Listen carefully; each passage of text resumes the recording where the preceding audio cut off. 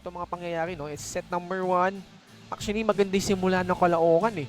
They were Yes. up here 9-7 and then etong si Bacoor rack up 5 straight points. They went up 12-9 and then unti-unti nang lumayo dito si Bacoor.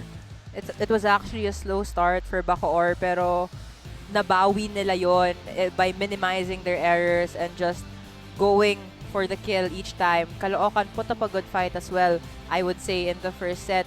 Medyo kinakapos lang talaga sila when it comes to their errors. And Cha Enrico was inserted late in the first set, immediately making an impact para sa kanila. Ito, set number 2, Shai Omipon started this set after not even appearing in the opening one. Pero ito, no, nagpakilala agad siya dito. Shai Omipon, the reigning NCAA MVP for Caloocan.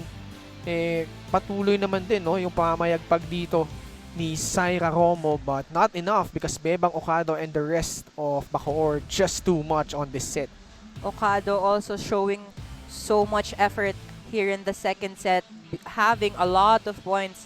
I would say she had 9 points in the second set.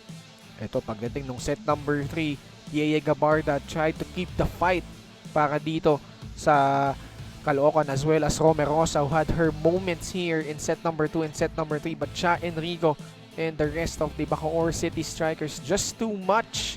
Bebang Ocado as well chipping in.